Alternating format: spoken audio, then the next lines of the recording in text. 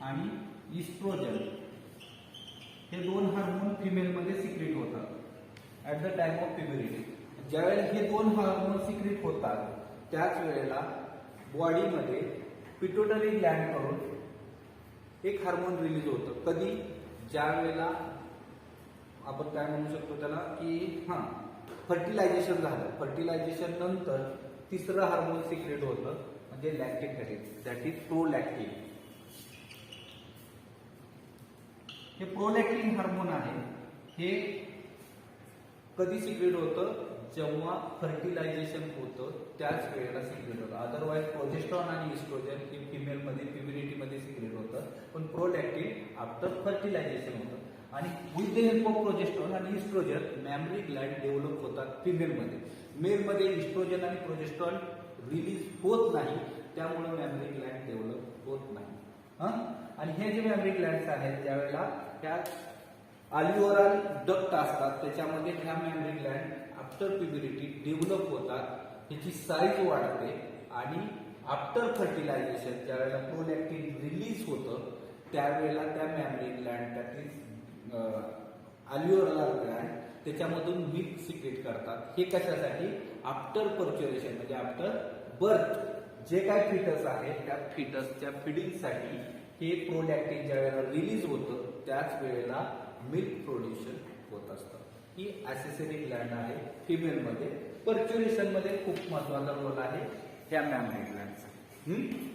मग याचे जे डक्ट आहेत त्या डक्ट डेव्हलप होतात, साईज वाढते आणि त्या डक्ट मधून मिल्क प्रोड्यूस होतं आणि ते रिलीज केलं जातं आफ्टर पर्च्युरेशन ओनली. ज्यावेळेला पर्च्युरेशन होतं, बर्थ होती, त्याच वेळेला प्रोलॅक्टिन मिल्क प्रोड्यूस करतं आणि ते मिल्क ते फिटसला त्या चाइल्डला प्रोव्हाइड केलं जातं. ही आहे ॲक्सेसरी ग्लॅन्ड. त्याच्यानंतर महत्वाचा मुद्दा आहे आपल्यासाठी तो म्हणजे master cycle. Female master cycle, human मधली मॅस्टर सायकल.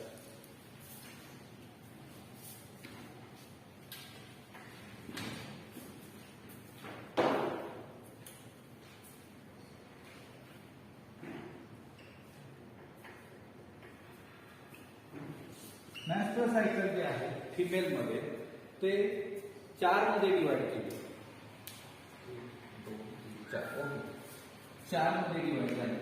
पहिली म्हणजे menstrual phase,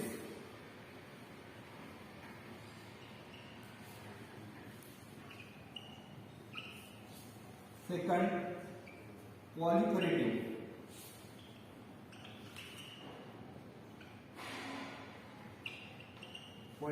phase, third ovulatory phase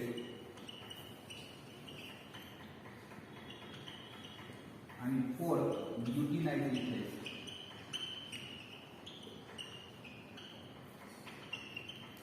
या 4 मध्ये ही menstrual cycle, human menstrual cycle या 4 फेज मध्ये डिवाइड झाली. आता मॅस्टर सायकल स्टार्ट होते कधी? प्युबरिटीला. प्युबरिटी ज्या वेळेला येते त्याच वेळेला मॅस्टर सायकल स्टार्ट होते. मग मॅस्टर सायकल स्टार्ट होते म्हणजे होतं काय किंवा काय घडतं, बॉडीमध्ये चेंजेस काय घडतात हे आपल्याला या मॅस्टर सायकल मध्ये बघायचं. आता थोडस आपण बॅकला जाऊ की इथं ओव्हरी काढू आपण. ओव्हरीमध्ये मॅस्टर सायकल काय आहे तर हा एक फ्लो आहे. हे रिपीटेड घडणारी सायकल आहे फिमेलमध्ये, ह्युमन फिमेलमध्ये घडणारी रिपीटेड सायकल आहे, ज्याच्यामध्ये मॅस्टर फ्लो होतो. म्हणजे काय तर ते पण मी तुम्हाला सांगतो की मॅस्टर फेज मध्ये घडतं काय. मॅस्टर सायकल आपण स्टार्ट करतो फर्स्ट डे, ज्यावेळेस सायकल स्टार्ट होते तिथून आपण डे काउंट करतो. आणि मॅस्टर फेज ही पहिली 1 ते 5 दिवस चालते. नॉर्मल आहे बरं का, व्हॅरिज रेंज होऊ शकते अप टू 7 डेज नॉर्मल होऊ शकते, पण मॅस्टर फेज आहे 1 to 5 डेज नॉर्मल. त्याच्यानंतर पॉलिफरेटिव्ह फेज जी आहे 6 to 7 डे पासून ती 11th डे पर्यंत असते. ओव्युलेटरी फेज जर टोटल ही जी सायकल आहे ती 28 दिवसाची आहे. 28 दिवसामध्ये 1 ते 5 दिवस ही मॅस्टर फेज आहे. 6 ते 11 दिवसापर्यंत पॉलिफरेटिव्ह किंवा रिजनरेटिव्ह फेज म्हणतो. आणि ओव्युलेटरी फेज जर 28 ची जर करेक्ट सायकल असेल तर 14th डे हा ओव्युलेटरी फेजचा डे म्हणून पकडला जातो. आणि त्याच्यानंतरचा पुढचा 15 ते 28 हा ल्युटिनायझिंग फेज. ह्या अशा प्रकारे ही मेन्स्ट्रुअल सायकल डिवाइड केली. मग आता मेन्स्ट्रुअल फेज मध्ये घडतं काय? मेन्स्ट्रुअल फेज मध्ये घडतं काय? तर मेन्स्ट्रुअल फेज मध्ये काय घडतं तर फिमेलची बॉडी ज्या वेळेला रेडी असते म्हणजे युट्रस, युट्रसच्या आधी जर इथं लक्षात घेतलं तर इथं ओहम प्रायमरी फॉलिकल्स तयार होत असतात, बरोबर. प्रायमरी फॉलिकल नंतर सेकंडरी, सेकंडरी नंतर मॅच्युअर ग्राफियन फॉलिकल होतो आणि तो ओहम रिलीज करतो, बरोबर. आणि त्याच्यानंतरची ही जी फेज आहे, आता इथं मेन्स्ट्रुअल फेज मध्ये काय ते थोडंसं सांगताना पण उलटं सांगावं लागणार आहे का, तर इथं मेन्स्ट्रुअल फेज पहिल्यांदा दाखवतात. याच्यामध्ये काय होतं तर पहिले फर्स्ट डे जिथून मेन्स्ट्रुअल सायकल स्टार्ट होते तिथून आपण फर्स्ट डे हे करतो. त्यावेळेला काय होतं तर हे जे युट्रस आहे, या युट्रसचं इनर वॉल मी तुम्हाला सांगितलं की कशाने बनलेलं आहे, एंडोमेट्रियम. हे जे आहे ते एंडोमेट्रियम आहे. इनर कव्हरिंग आहे युट्रसचं वॉल म्हणतात, युट्राइन वॉल त्याला म्हटलं जातं एंडोमेट्रियम. याचा थिकनेस असतो नियर अबाउट 8 to 10 mm. हा थिकनेस आतला असतो. कशासाठी तर मी तुम्हाला काल सांगितलं की जर फर्टिलायझेशन झालं तर ते फिटस इथं अटॅच होण्यासाठी ही एक बेड टाईप सिस्टम बनलेली असते बॉडीमध्ये, त्याला आपण म्हणतो एंडोमेट्रियम. जर सपोज इन केस जर ह्या सायकलमध्ये, ह्या मेन्स्ट्रुअल सायकलमध्ये जर प्रेग्नन्सी किंवा फर्टिलायझेशन झालं नाही, इंटरकोर्स झाला नाही, फर्टिलायझेशन झालं नाही, तर हा जो एंडोमेट्रियम लेअर आहे, हा एंडोमेट्रियम लेअर काय होतो ब्रेक होतो. काय होतं हा एंडोमेट्रियम लेअर हा ब्रेक होतो आणि हा हायली वॅस्क्युलर असतो. अलॉंग विथ त्याच्या आतून कॅपिलरीचं नेटवर्क असतं, हे टोटली रप्चर होतं. आणि हे रप्चर झाल्यानं हे जे थिक मास विथ ब्लड हे वाया वजायना बॉडीमधून बाहेर पडतं, त्याला म्हटलं जातं मेन्स्ट्रुएशन स्टार्ट. तिथून आपण फर्स्ट डे काउंट करतो. मग हे पहिले 4 ते 5 दिवस कंटिन्युअसली हे टोटली एंडोमेट्रियम लेअर आहे तो पूर्ण रप्चर होतो आणि बॉडीमधून बाहेर टाकला जातो. का तर इथं कन्सिव्ह झालं नाही किंवा हे फर्टिलायझेशन आहे ते पुढं झालं नाही. त्याच्यानंतर हे पहिले 5 दिवस कंटिन्युएशन एंडोमेट्रियम बॉडीमधून बाहेर पडलं. त्याच्यानंतरची दुसरी फेज चालू होती 6 ते 11 दिवसामध्ये, त्याला पॉलिफरेटिव्ह फेज किंवा रिजनरेटिव्ह फेज म्हटलं जातं. रिजनरेशन घडतं. मग त्यावेळेला काय होतं तर इथं हे जे एंडोमेट्रियम पूर्ण ब्रेक झालेलं आहे, हे एंडोमेट्रियमचं लायनिंग पुन्हा तयार व्हायला चालू होतं. हे एंडोमेट्रियमचं लायनिंग पुन्हा तयार व्हायला चालू होतं, याचा थिकनेस वाढायला चालू होतो. हे 6 ते 12 म्हणजे व्याधी होऊ शकतं. त्या दिवसापर्यंत हे टोटली एंडोमेट्रियम लेअर पुन्हा तयार होतो, म्हणून त्याला म्हटलं जातं पॉलिफरेटिव्ह फेज किंवा रिजनरेटिव्ह फेज. पुन्हा तयार झाला. ह्याच वेळेला ह्याच पॉलिफरेटिव्ह फेजच्या वेळेला काय होतं बघा, कुठं ओव्हरीमध्ये, हे झालं कुठं युट्रसमध्ये. ओव्हरीमध्ये काय होतं तर ज्या वेळेला ही मेन्स्ट्रुअल फेज असते, मेन्स्ट्रुअल फेजचं तुम्हाला सगळ्यात शेवटी सांगेल की हार्मोनल चेंजेस काय होतात. जेव्हा मेन्स्ट्रुअल फेज संपती त्यावेळेला इथं ओव्हरीमध्ये काय होतं तर हे प्रायमरी फॉलिकल जे प्रीमॉर्डियल सेल्स आहेत, ह्या सेल्सला पिट्युटरी ग्लॅन्ड कडून एक हार्मोन रिलीज होतो. त्याचं नाव आहे FSH आणि दुसरं म्हणजे LH, फॉलिक्युलर स्टिम्युलेटिंग हार्मोन आणि ल्युटिनायझिंग हार्मोन. हे 2 हार्मोन सिक्रीट होतात बॉडीमध्ये फिमेलच्या. कधी ओव्हरी इथं पॉलिफरेटिव्ह फेज स्टार्ट झाला. ज्या वेळेला FSH आणि LH सिक्रीट होतं त्यावेळेला काय होतं तर हे प्रायमरी फॉलिकल किंवा प्रीमॉर्डियल सेल आहे, ह्या डेव्हलप व्हायला चालू. तोपर्यंत होत नाही, जोपर्यंत हे हार्मोन 2 सिक्रीट होत नाही तोपर्यंत प्रायमरी फॉलिकल त्याची डेव्हलपमेंट चालू झालं.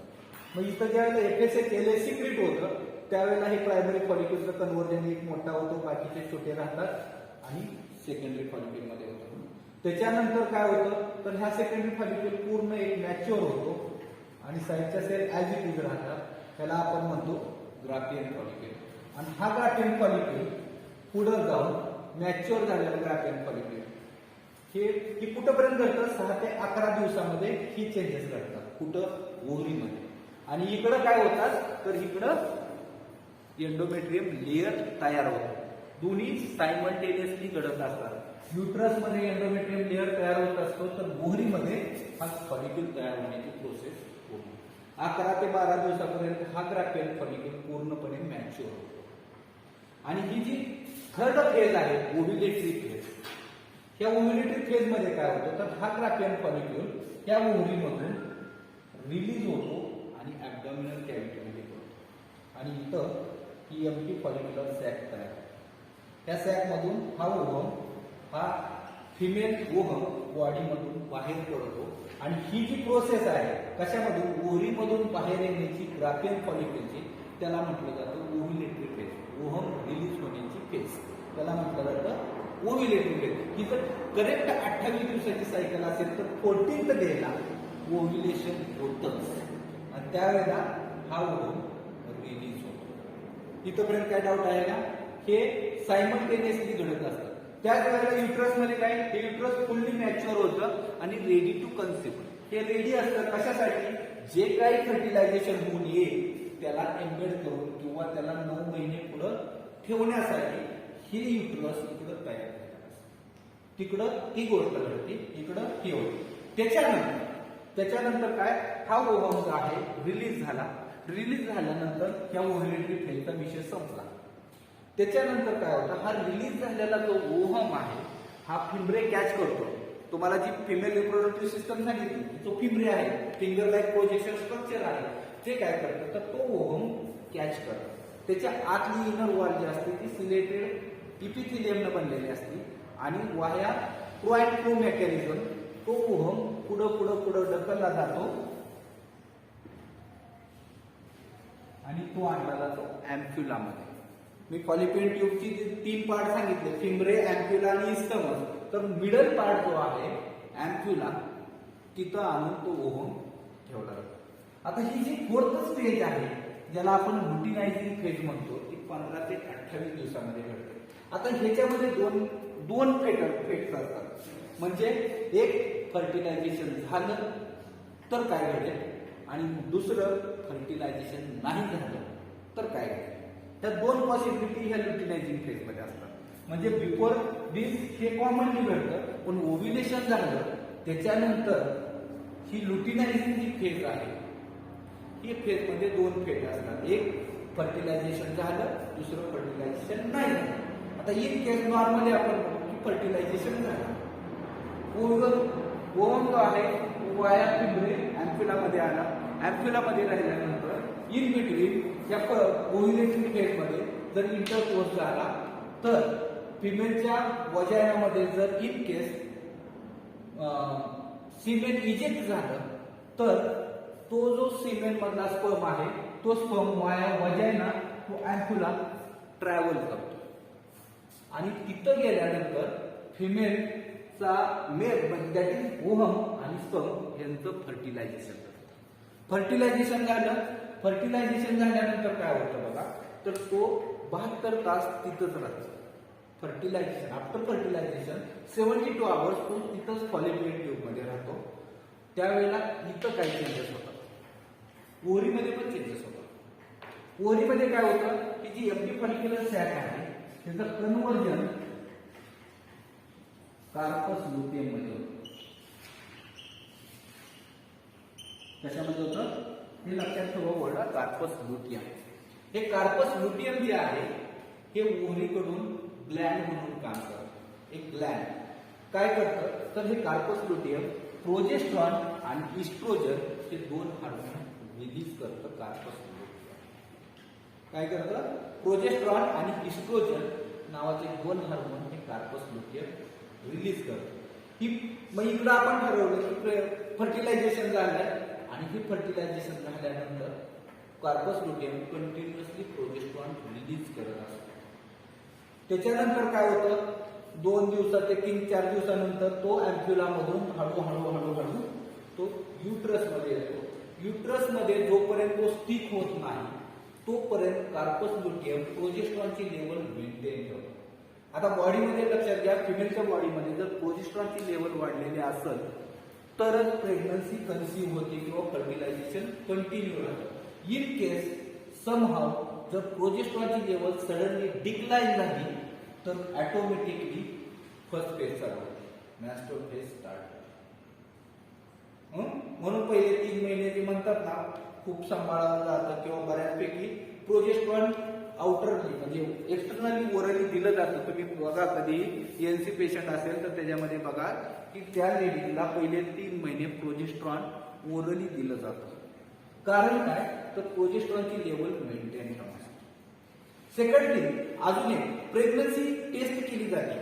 आता बऱ्यापैकी किट आहे प्रेग्नन्सी टेस्ट किट. ते काय बघितलं जातं तर लक्षात घ्या, हा ओहम ज्यावेळेला फर्टिलाइज झाला कार्पस लुटियम प्रोजेस्ट्रॉन सिक्रेट करते. ज्या वेळेला तो पुढे येतो हे कार्पस लुटियम थोड्या वेळापुरतच प्रोजेस्ट्रॉन रिलीज करत असतं. पण जर फर्टिलायझेशन झालं तर अजून एक हार्मोन सिक्रेट होतं. त्या हार्मोनचं नाव आहे एससीजी, ह्युमन कोरॅनिक गोनॅडोट्रॉपिन हार्मोन. हे एससीजी हार्मोन बॉडी रिलीज करायला चालू करते आणि हे एससीजी हार्मोनची लेवल बॉडीमध्ये वाढते आणि ते युरिन मधून सुद्धा एक्सक्रीट होते. फिमेलच्या युरिन मधून पण एक्सक्रीट होते. कधी आफ्टर फर्टिलायझेशन होईल तोपर्यंत हे एससीजी हार्मोन रिलीज होत नाही आणि after fertilisation HCG hormone release झालं, बॉडीमध्ये कॉन्सन्ट्रेशन वाढलं तर ते युरिन मधनं एक्सक्रीट होतं. म्हणून UPT kit urine pregnancy test kit जी आहे त्याच्यामध्ये एससीजी ची लेवल चेक केली जाते. जर एससीजी असेल तर डबल लाईन देतं, याचा अर्थ फर्टिलायझेशन. हे कळतं यूपीटी किट वरती कसं बघितलं जातं तर हा हार्मोन बघितला जातो. ठीक आहे. आता कार्पस लुटियम काय करतं की कंटिन्युअस प्रोजेस्ट्रॉन चालू करतं. कुठेपर्यंत सिक्रेट करतं फर्स्ट ट्रायमेस्टर म्हणजे 3 महिने. पहिले 3 महिने कार्पस लुटियम हे प्रोजेस्ट्रॉन रिलीज करत असतं आणि का तर प्रेग्नन्सी मेंटेन करण्यासाठी. आणि आफ्टर 3 महिन्यानंतर काय होतं तर इथं ज्यावेळेला ते बाळ पूर्णपणे एम्बेड झालेलं असतं म्हणजे स्टिक झालेलं असतं त्यावेळेला इथं अम्बिलिकल कॉर्ड तयार झालेले असते आणि ती अम्बिलिकल कॉर्ड प्रोजेस्ट्रॉन रिलीज करायचा आणि एससीजी हार्मोन हे दोन्ही पुन्हा ही कॉर्ड तयार करतात. तोपर्यंत कार्पस लुटियम स्वतः काम करत असतं. इथपर्यंत काय प्रॉब्लेम आहे. आता हे झालं फेड की बाबा इफ फर्टिलायझेशन झालं.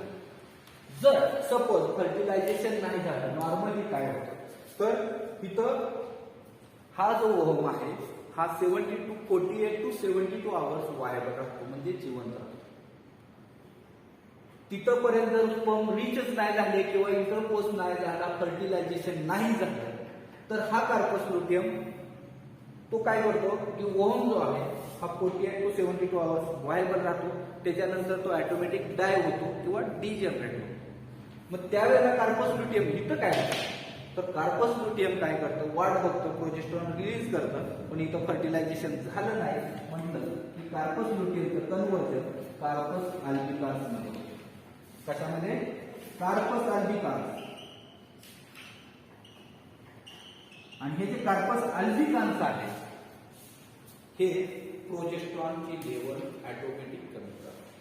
कार्पस लुटियम डिजनरेट होतात कार्पस अल्बिकान्स तयार होतं आणि ज्यावेळेला कार्पस लुटियमचं कन्व्हर्जन अल्बिकान्स मध्ये होतं त्यावेळेला प्रोजेस्ट्रॉनची लेवल ऑटोमॅटिक कमी होते आणि ज्यावेळेला प्रोजेस्ट्रॉनची लेवल कमी होते त्यावेळेला फर्स्ट फेज चालू होते. पुन्हा ही सायकल अशीच रिपीट होती आफ्टर एव्हरी 28 डेज.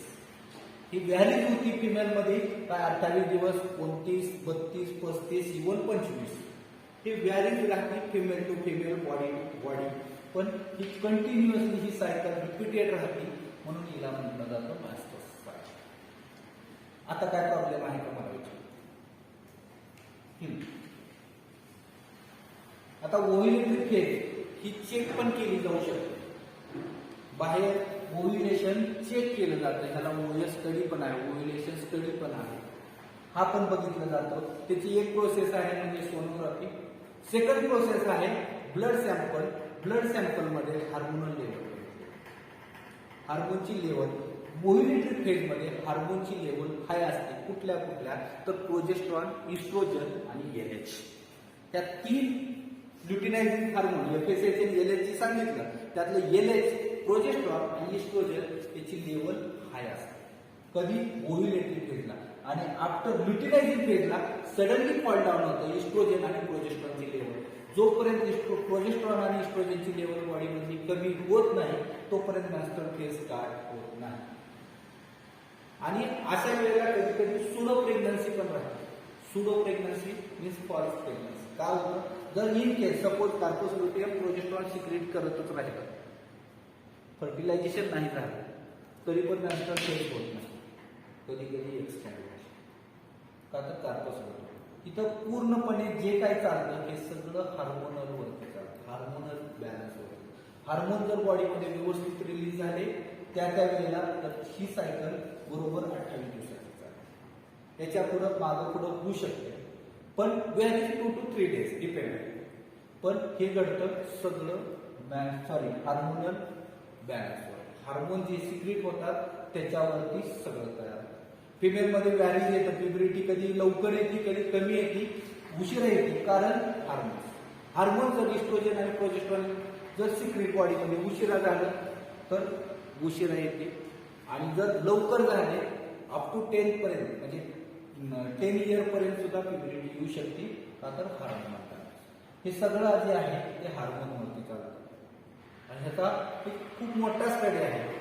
गायनेकोलॉजी एक सेपरेट डिपार्टमेंट आहे, ऑस्ट्रेशियन ते एक वेगळंच आहे. गायनेकोलॉजीमध्ये पुन्हा 2 पडतात, तर ते एक वेगळं डिपार्टमेंट आहे की त्याचा याच्यामध्ये पूर्ण क्वालिफिकेशन पासून ते डेव्हलपमेंट पर्यंत. एम्ब्रिओलॉजी ह्यातलीच एक सब ब्रांच आहे. फक्त ओव्युलेशन नंतर एम्ब्रिओ फर्टिलायझेशन झालं ते पर्च्युरेशन, हा जो एवढा मोठा स्टडी आहे याच्यावरती पूर्ण एक ब्रांच काम करते. सायन्सची एक ब्रांच काम करते, त्याला एम्ब्रिओलॉजी म्हणतात. Study of embryonic development, embryology. ठीक आहे, इथंपर्यंत काय प्रॉब्लेम आहे तुम्हाला? मॅस्टर सायकल समजून घ्या. ही जर नाही समजली तर तुम्हाला पुढे विचारली जाते बऱ्यापैकी, त्यावेळेला कळत नाही काय चाललं. बेसिक कळलं पाहिजे की मॅस्टर फेज मध्ये घडतं काय, क्वालिफरेटिव्ह फेज मध्ये घडतं काय, ओव्युलेटरी आणि ल्युटिनायझिंग. काय प्रॉब्लेम आहे का? कॅरी करूया, पुढे जाऊया.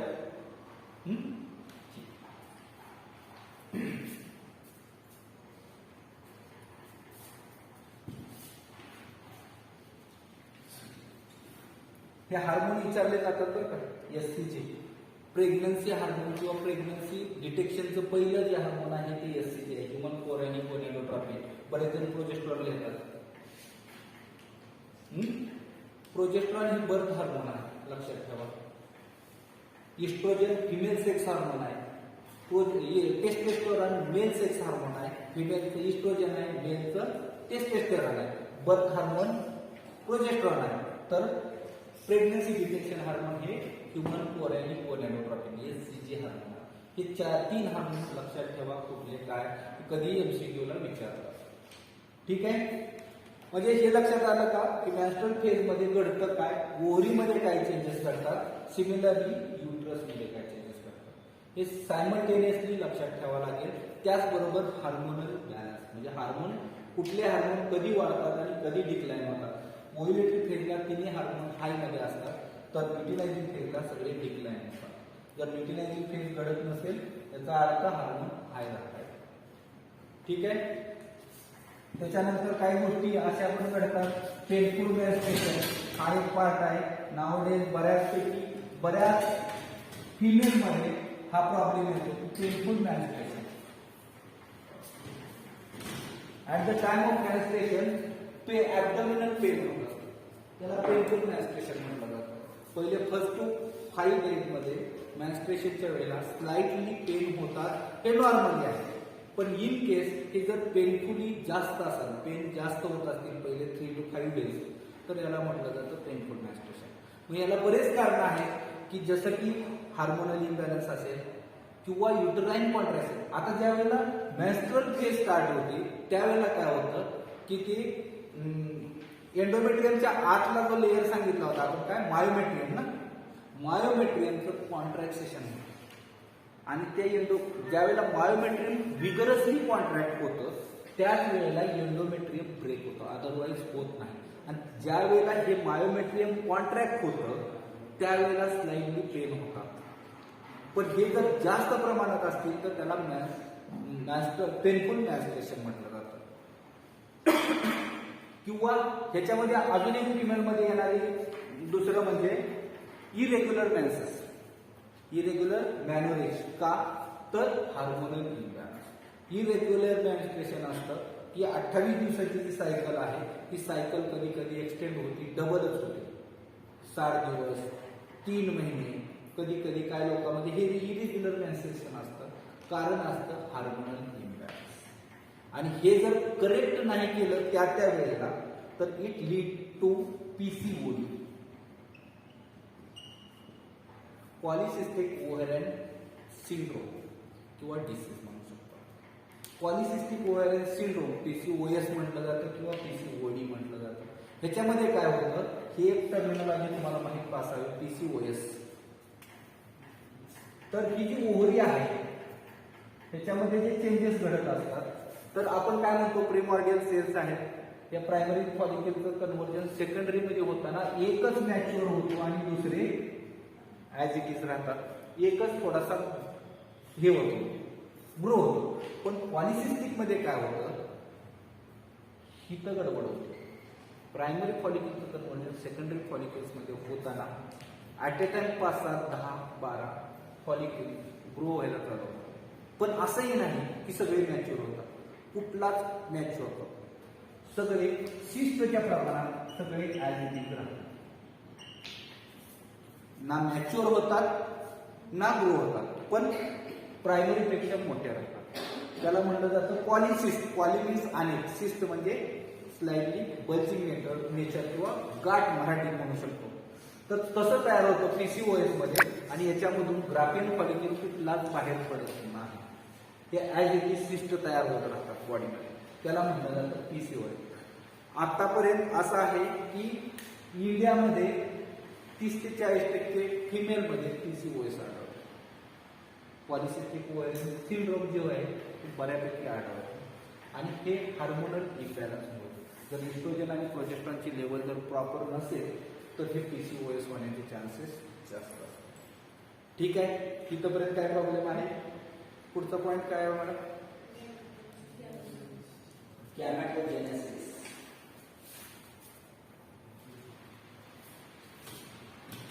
मॅस्टोसायकल मध्ये अजून काही वाटलं, काय प्रॉब्लेम असतील तर आता विचारा, आपण कंटिन्यू करूया.